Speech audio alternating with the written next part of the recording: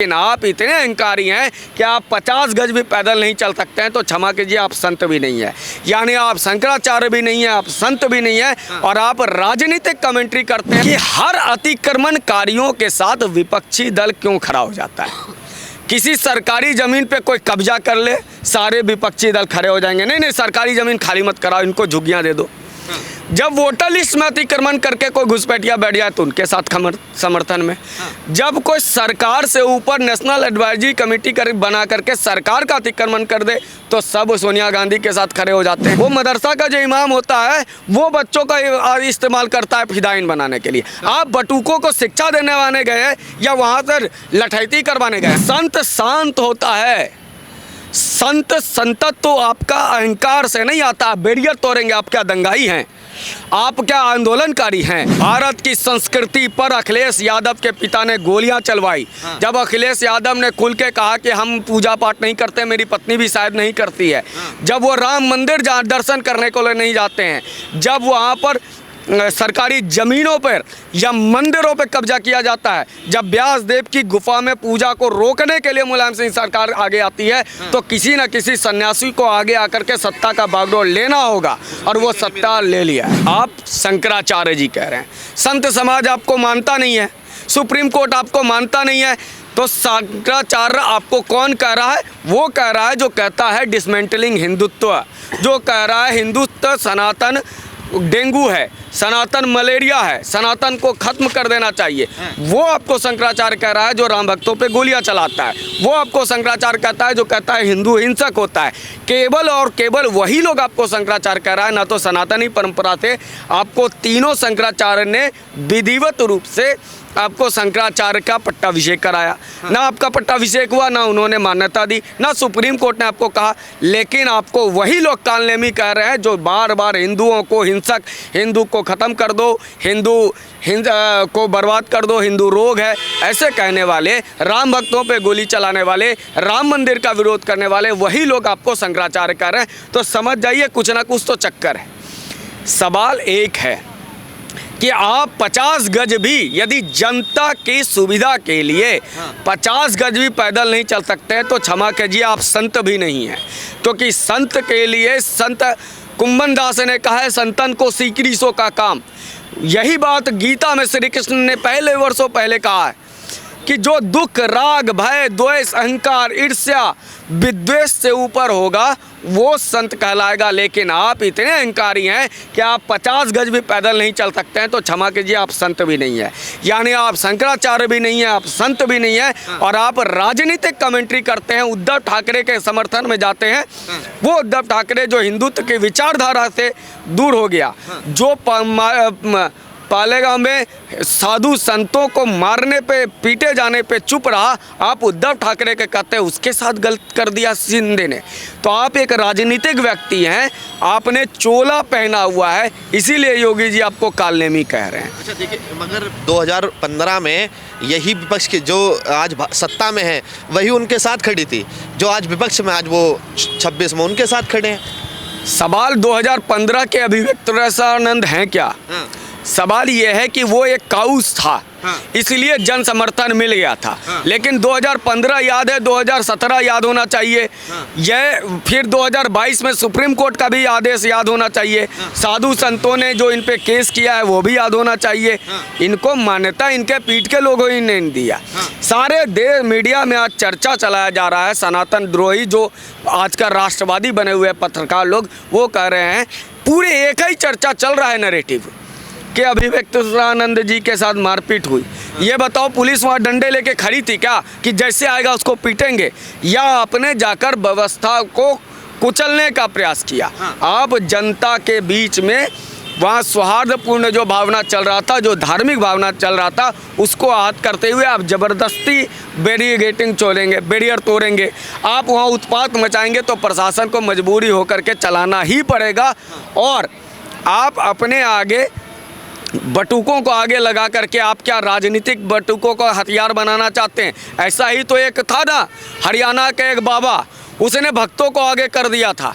इसी तरह से राम रहीम का हमने देखा था। भक्तों को, अपने अनुयायियों को आगे करके अगर आप बच रहे हैं तो आप में नैतिक बल नहीं है। एक बात स्पष्ट रूप से, कोई ये ना कहे कि ये हिंदू नहीं है, ये काफिर नहीं है, ये नहीं है। कोई हिंदू और किस की बात नहीं है, बात यहाँ सनातन परंपरा की है।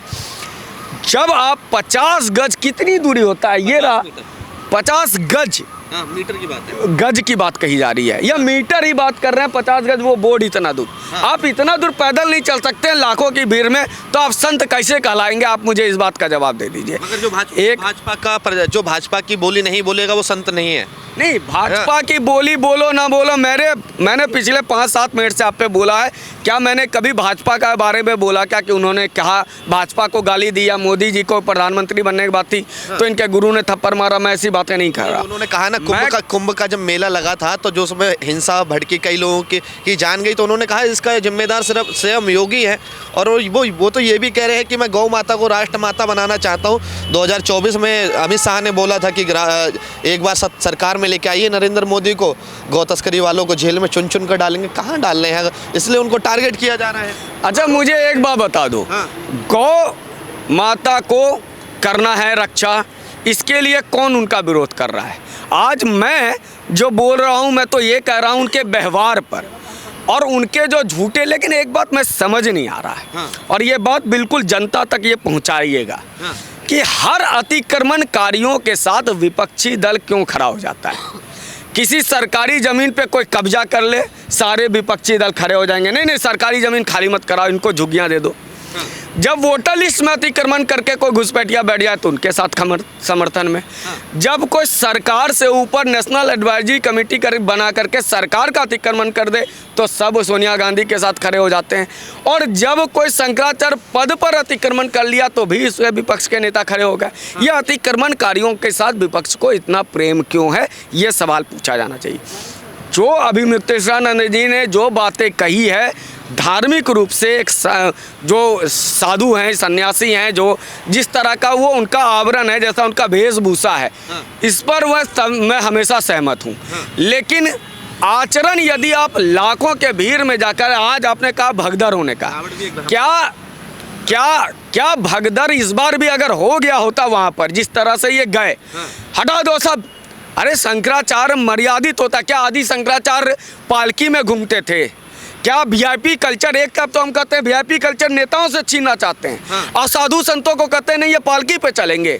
क्यों चलेंगे? क्या आदि शंकराचार्य ने चलाया क्या? अरे राम तब तपस्वी संत कहलाए जब वो पैदल गए थे। श्री कृष्ण तब कहलाए जब गुरु के परंपरा के अनुसार वो पैदल थे।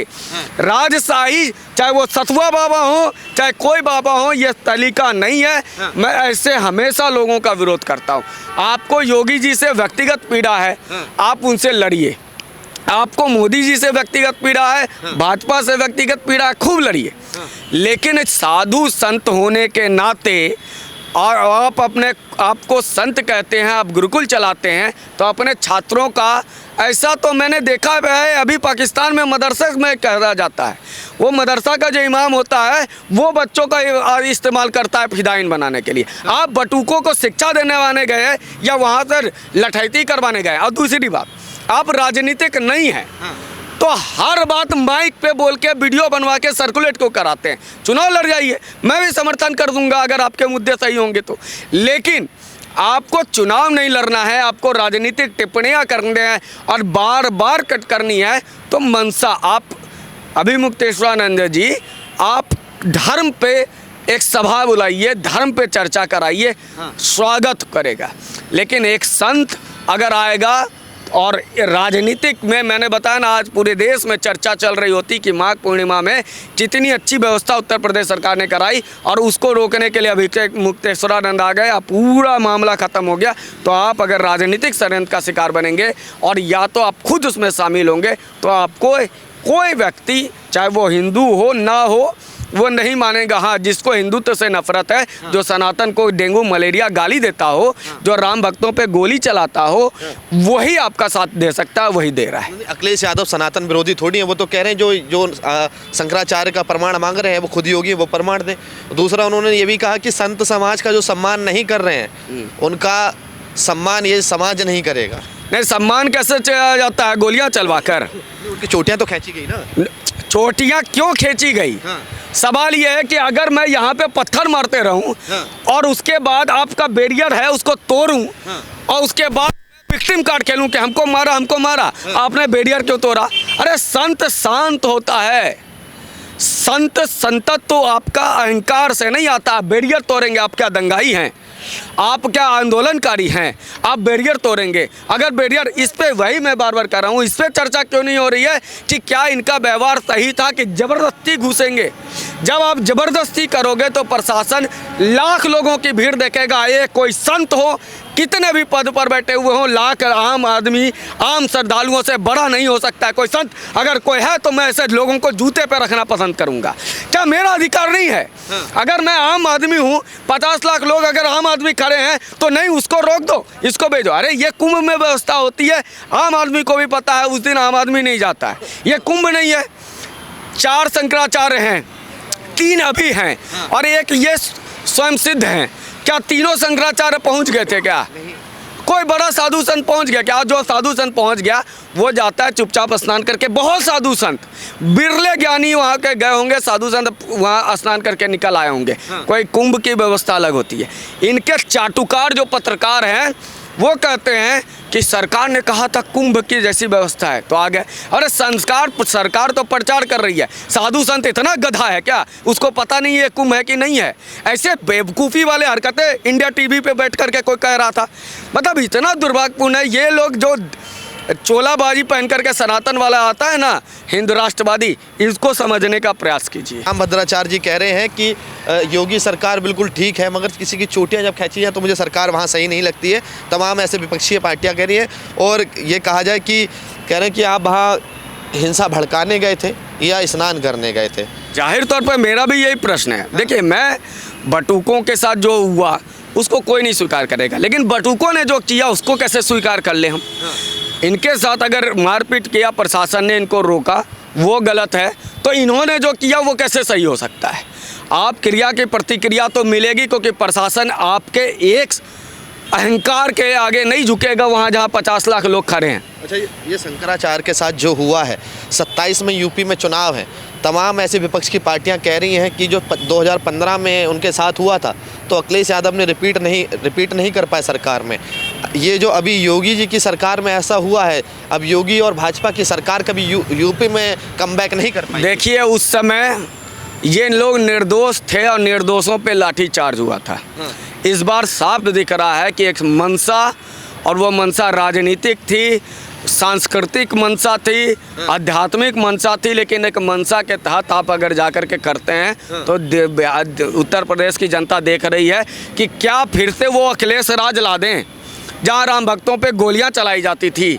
क्या योगी जी को हटा करके उन्हीं ले जाएं जिनके समय में बहू बेटियां सुरक्षित नहीं थी, जहाँ गाड़ियां उड़ जाती थी, जहाँ पर ज़मीनों पे कब्जा हो जाता था, जहाँ आजम खान बैत से मारा करता था मुसलमानों, आम मुसलमानों को भी? वो शासन चाहिए या आज जो सुचारू रूप से चल रहा है वो शासन चाहिए? आज जो चल रहा है, ये जो कह रहे हैं 27 में क्या होगा इसका परिणाम, 27 में यही परिणाम होगा कि आज जो माघ मेले में शांति से स्नान कर रहे हैं लोग, वो माघ मेले में वहाँ पर शौच गिरा रहेगा, गंदगी में स्नान करने के लिए अखिलेश सरकार को लाएगा। सवाल ये नहीं है। सवाल ये है कि 27 छोड़ो, आज क्या हुआ?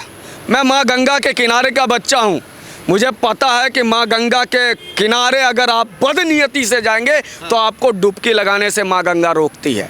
आप यदि सही नीयत से जाएंगे, अपने पाप धोने जाएंगे, तो आपको माँ गंगा स्वयं स्वीकार करके आपके सारे पापों को नष्ट करती है। आज परिणाम देख लीजिए क्या हो गया है। कौन गंगा स्नान से वंचित रह गया, कौन दूर हो गया? नियति तय करेगी, माँ गंगा तय करेगी। मेरा लास्ट सवाल आपसे ये होगा कि योगी आदित्यनाथ कह रहे हैं कि एक सन्यासी और एक साधु और एक महात्मा का ये कोई प्रॉपर्टी नहीं होती, उनका समाज ही उनका सब कुछ है, उनकी जनता ही उनके जो संत हैं, जो उनके भक्त हैं, वही उनका सब कुछ है।